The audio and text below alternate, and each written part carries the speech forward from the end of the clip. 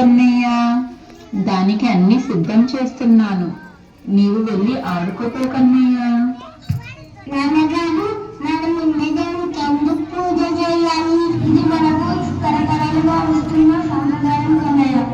ఇంద్రదేవుని కోసం మనం ఈ పూజ చేయాలి. ఎందుకంటే ఇంద్రదేవుని ఆజ్ఞతోనే మనకు వర్షాలు పడతాయి కృష్ణ. మనం కాసేపుకి పని చేస్తాం. అలాగానే నాన్నగారు?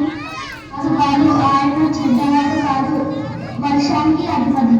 అది కాదు నాన్నగారు, శ్రీ మహావిష్ణువు అన్ని దేవుళ్ళకి అన్ని ఆజ్ఞలు ఇవ్వడం జరిగింది. అది వారి బాధ్యత కదా నాన్నగారు. వేదాలను కూడా ఎక్కడ ఇంద్రుని పూజించాలని చెప్పలేదే. భూమిని కూడా మనం పూజించాలి.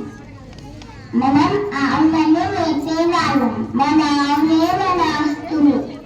ఆవులన్నీ ఆహారం కోసం నమ్ముకున్నద పర్వతాన్ని. మనం కూడా నమ్మది ఆ పర్వతాన్ని కదా. మనము ఆ పర్వతానికి పూజ చేయాలి. ఇంద్రదేవునికి కాదు నాన్నగారు. బృందావనంలోని వాళ్ళందరూ గమనించండి. ఆ పర్వతం మన గ్రామానికి వెళ్తూనిస్తుంది. అక్కడే ఆవు గడ్డి తినడానికి రుచికరమైన పాలు ఇస్తుంది. చిన్న చిన్న పొదల వల్ల దాహం తీరుతుంది. చెట్లు పండ్లను ఇస్తాయి. చెట్లు చెక్కని వల్ల ఇల్లు కట్టుతాము. ఇంద్రుని వల్ల కాదు కదా నాన్నగారు. అన్నమైన పర్వతాన్ని పూజించాలి నాన్నగారు. కదండి, మరి మనం చేసిన నైవేద్యాలను గోవర్ధన పర్వతానికి సమర్పిద్దాం.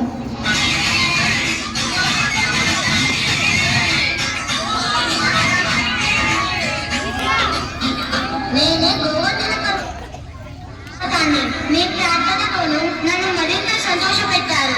మీ అందరినీ నేను ఆశీర్వదిస్తాను. మిమ్మల్ని మీ వాళ్ళని నేను ఎప్పుడు బాగా చూసుకుంటాను. ఏం జరుగుతుంది ఇక్కడ? ఈ విషయం త్వరగా వెళ్ళి ప్రభుకి చెప్పాలి.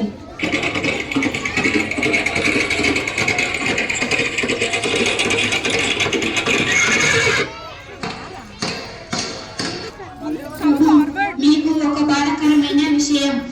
ఈ వార్త వింటే మీకు కోపం వస్తుంది. మిమ్మల్ని పూజించకుండా గోవర్ధన పర్వతాన్ని పూజిస్తున్నారు ప్రభు. వాళ్లకు కావలసిన వర్షాన్ని నేను కురిపిస్తున్నాను కదా. వాళ్ళు ఎందుకు ఇలా చేస్తున్నారు? ఒక చిన్న పిల్లవాడి మాట విని అలా చేస్తున్నారు ప్రభు. తక్షణమే బృందావనానికి వెళ్ళి ఆ పండుగను ఎలా జరుపుకుంటారో చూస్తాను.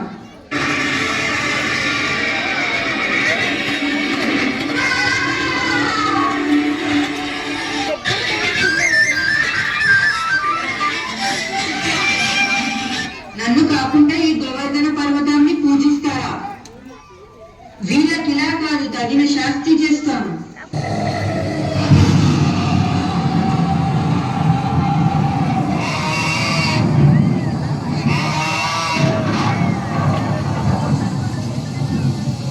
కాపాడండి, కాపాడండి, మేము ఇక్కడ నుండి తప్పించుకోలేకపోతున్నాము. దేవుడా, మమ్మల్ని కాపాడండి. ఇంద్రదేవుడు మమ్మల్ని అందరినీ నాశనం చేస్తున్నాడు. అవునవును, అందరం ముందుగా వెళ్ళి ఇంద్రదేవుని వేడుకుందాం.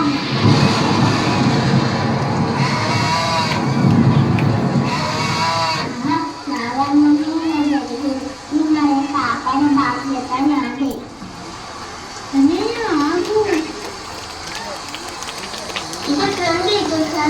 ఇదో తగ్గిపోతుంది.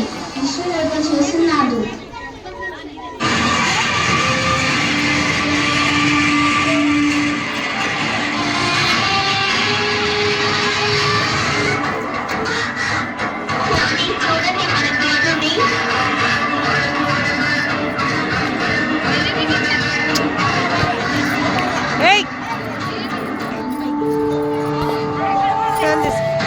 కృష్ణ, నిజానికి నేను పెద్ద తప్పు చేశాను. చాలా మూర్ఖంగా ప్రవర్తించాను. ఈ శక్తులు అన్ని మీరిచ్చినవి అని మర్చిపోయాను. నేను ఎప్పటికీ మీ బానిసనే. దయచేసి నేను చేసిన తప్పును క్షమించండి ప్రభు.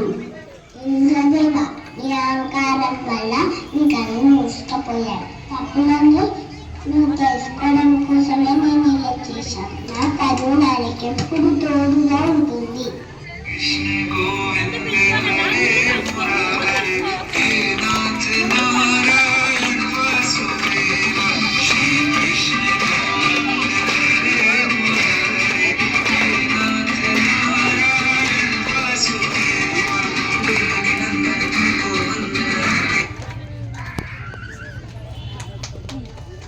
మంచి పోజు